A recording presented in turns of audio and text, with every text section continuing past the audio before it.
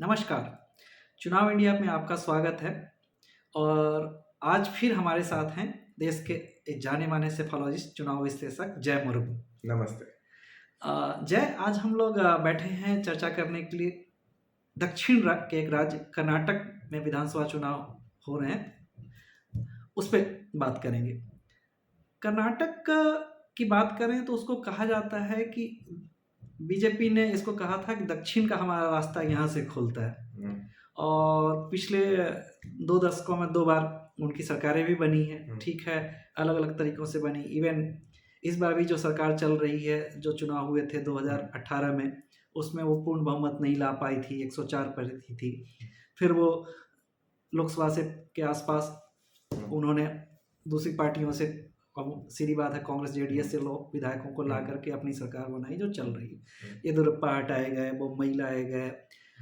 अब इस बार चुनाव प्रचार में बहुत कुछ चल रहा है। कांग्रेस ने अपने हिसाब से कैंपेन किया है, 40% सरकारा और जातियों की गोलबंदी। बीजेपी पहले कैंपेन नहीं खड़ा कर पाई थी, लेकिन जैसा अमूमन हर बार होता है कि कांग्रेस के ही बयानों से वो अपना कैंपेन के मसाले ढूंढ लेती है, उन्होंने ढूंढा है। इन सब के बीच आप जो वर्तमान सरकार है बीजेपी, उसको कहाँ देख रहे हैं चुनाव में, और कांग्रेस की जो कही जा रही है कि वहाँ बहुत ज़्यादा चांसेस हैं इस बार आने के, इन दोनों चीज़ों किस रूप में देख पा रहे हैं आप? देखिए, वर्तमान सरकार ने बहुत मेहनत की है अपना, जिसे हम ऑर्गेनिक जनधार कहेंगे, एक नेचुरली जो ग्रोइंग जनधार होता है उसको बढ़ाते हुए रखने की।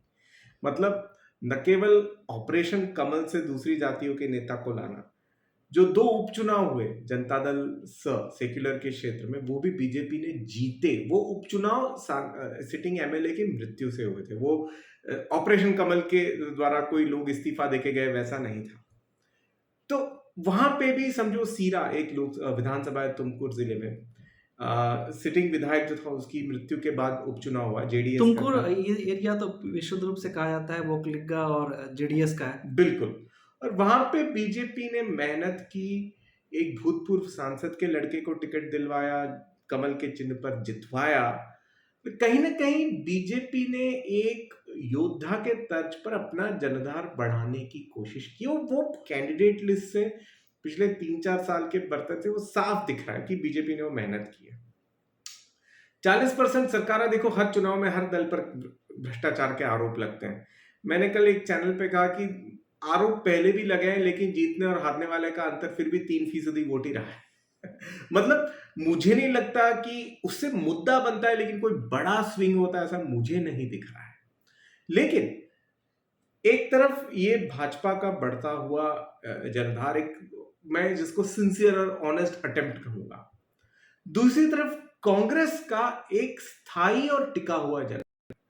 ये पार्टी जब चुनाव लड़ी है, हारने में भी 35% वोट लाई है कर्नाटका में, जीतने में एक बार 1991 में श्री एस एम कृष्णा के साथ 41% वोट भी लाई है। मतलब कहीं ना कहीं एक दल का बढ़ता हुआ जनधार और एक दल का स्थायी जनधार, और उसमें एक तीसरा दल जनता दल एस जो कहीं ना कहीं सिकुड़ रहा है। ये एक प्रॉपर डिस्क्रिप्शन अब के कर्नाटका चुनाव का।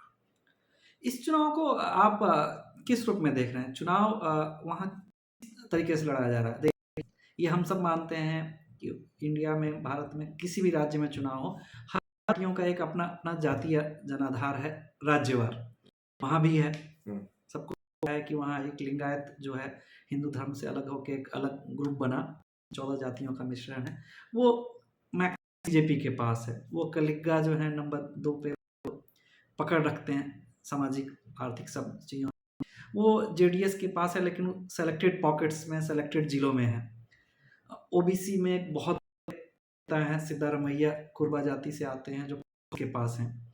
ये एक समीकरण है, खड़गे दलित समुदाय से आते हैं और उनका एक पकड़ है। लेकिन इसके अलावा भी मैं देख रहा हूँ कि वहाँ बहुत सारे अलग अलग जातियों से हैं। डीके शिव कुमार भी वो क्लिग्गा से हैं, कांग्रेस के जो है, और दलितों में भी मुनियप्पा हैं, तो खड़गे भी हैं, वो लेफ्ट राइट बहुत कुछ कहा जाता है। लेकिन ये कुछ जातियां साफ तौर पे दिख रही हैं कि 70-80 पार्टी की तरफ झुकाव है। इसके अलावा बहुत सारी जाति हैं ओबीसी में, दलित में, अपर कास्ट हिंदू में, मुस्लिम्स, क्रिश्चियन सब कुछ है। किस रूप में आप देख रहे हैं कि ये क्या यही इस चुनाव में जीतने का आंकड़ा लेके आएगा देखिए, या कुछ और भी है? एक बात बहुत इंटरेस्टिंग है। कांग्रेस का जो अहिंदा वोट बेस है वो लगभग 35 वर्षों से, कहूंगा 1889 तब से कांग्रेस के साथ है। लिंगायत वोट एक बार जो टूटा 89 के बाद, 90-91 के वीरेंद्र पाटिल के जाने के बाद, कहीं ना कहीं पूरी तरह कांग्रेस के पास वापस कभी नहीं आया। कृष्णा भी नहीं ला पाए। ऐसे नहीं, वो तो खुद वोकलिगात है। अच्छा, वो को भी लिंगायत था, ठीक। लेकिन देखो बात ये है, जो मैं एक अच्छा, वीरेंद्र पाटिल की आप बात कर रहे हैं जिनको राजीव गांधी ने कहा जाता है कि एयरपोर्ट पे ही मुख्यमंत्री पद से हटा दिया। हाँ, मतलब उनको बिना बताए, वो हाँ, बीमार थे, हाँ, उनसे मिलकर आए, उनकी मीटिंग में इस्तीफे की बात नहीं होती, लेकिन जब वो चौपर से वापस जाते रहते हैं, हाँ, तब एक पत्रकार को बोल देते कि मुख्यमंत्री बने। मतलब ये उनको एक बहुत शौक लगा था वीरेंद्र पाटिल को। तब से मुझे लगता है लिंगायत वोट कांग्रेस से छिटक गया, कहीं पूरी तरह वापस नहीं आया। देखिए, एक बात है, जैसे उत्तर भारत में बहुत सी जो पिछड़ी और मध्य जातियां थी, यादव, वो 1987 जनता पार्टी के एक्सपेरिमेंट के समय से गैर कांग्रेसी या एंटी कांग्रेस जातियां रही, लेकिन जाकर उनको 1990-91 में अपनी पार्टी, अपने घर की पार्टी बोलने वाली एक विपक्षी पार्टी मिली, जैसे जेडीयू था, आरजेडी थी, समाजवादी पार्टी बनी। तो वैसे 90 के दशक में कर्नाटक में लिंगायत और वोकलिगा को जनता दल के साथ एक्सपेरिमेंट उन्होंने किया, लेकिन जो मुख्य नॉन कांग्रेसी थी उनको एक स्थायी नहीं मिला, जैसे हमने उत्तर भारत में देखा जी। तो विपक्ष बिखरता रहा, उनका स्थायी घर नहीं बना। देखो, भाजपा की सबसे बड़ी स्ट्रेंथ है कि 1990 के बाद, खासकर 1995-94 के बाद, विधानसभा कर्नाटक चुनाव के बाद, वो कहीं ना कहीं वो गैर कांग्रेसी जातियों का एक स्थायी घर बना है। जैसे ही महाराष्ट्र में गोपीनाथ मुंडे भी परिवार जाति के थे, वैसे ही वहां पे उन्होंने गुलबर्गा में जिन उमेश जाधव ने हराया है खड़गे को, वो भी वहां की बंजारा जाति, इक्विवेलेंट एक जाति के हैं।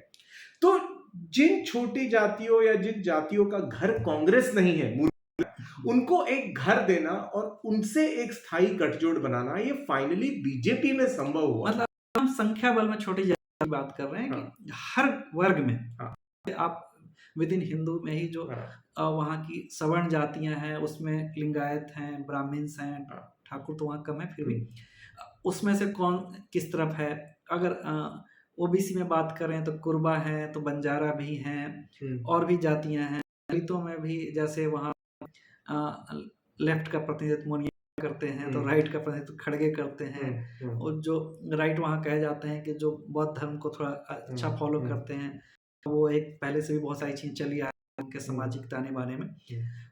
इसके अलावा बहुत सारी जातियों की हम चर्चा कर रहे थे कि भोई हैं, फला हैं, कई सारी जातियां हैं। बीजेपी ने भी, ऐसा नहीं है कि अगर कांग्रेस ने खड़गे को बना दिया राष्ट्रीय अध्यक्ष तो पूरा का पूरा दलित समाज का वोट कांग्रेस ही लेके चली जाएगी। वहां भी जो दलित समाज के बीच 4-5 हर जिले में जो मुख्य जातियां हैं, उसमें से 2-3 बीजेपी ने भी अपनी पकड़ बनाई है, या किसी न किसी। देखिए, बहुत कम लोगों को बहुत बार अभी केवल मीडिया से हेडलाइन पकड़ने की आदत है।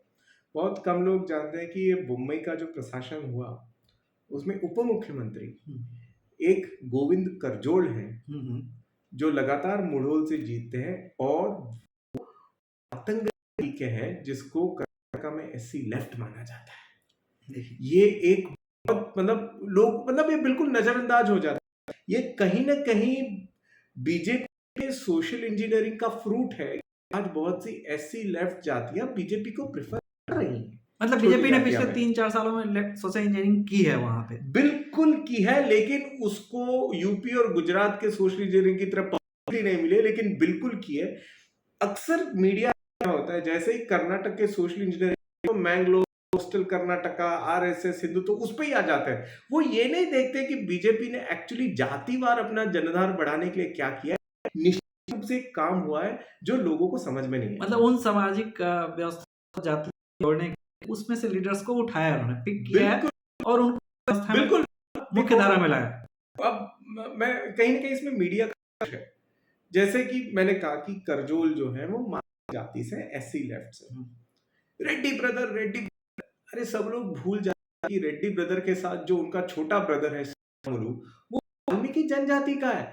और न केवल वो जो ऑपरेशन कमल बेड़गांव से 2 नेता आए, जयजोली, वो खुद एसटी वाल्मीकि जाति, मतलब कहीं ना कहीं एसटी जातियों का विशेष वर्ग, जनजातियों का, और एससी में भी लेफ्ट का वर्ग, वो कहीं ना कहीं बीजेपी में उसकी बहुत अच्छी पैठ है, जो लगभग कांग्रेस के बराबर है।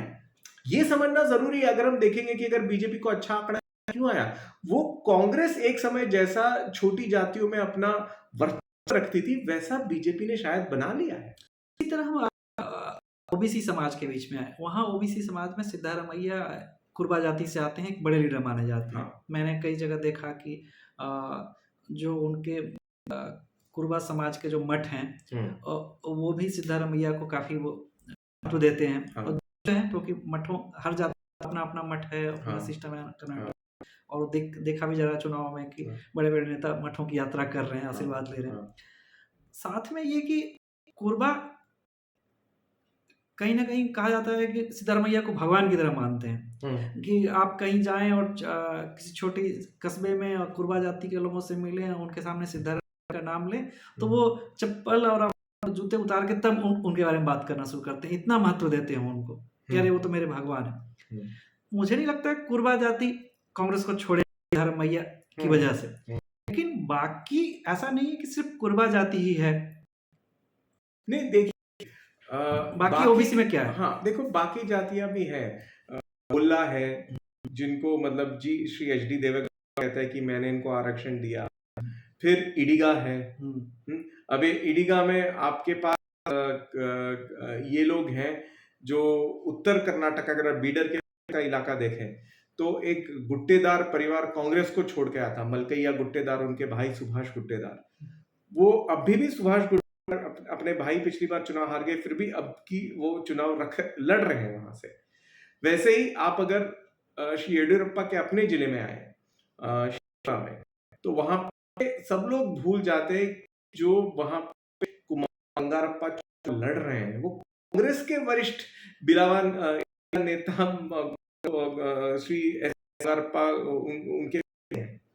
तो कहीं ना कहीं बीजेपी ने अपने साथ पिछड़ी और दूसरी जातियों का एक बहुत बड़ा समीकरण बनाया, जो कहीं ना कहीं फलानुभूत होते हुए दिखेगा, जो कांग्रेस के बराबर का है। अब देखिए, आप कुरुबास की बात करें, ईश्वरप्पा जिनको टिकट डिनाई किया गया कुरुबा, लेकिन जो सिद्धारमैया चाहते थे वो कोलार से चुनाव लड़े।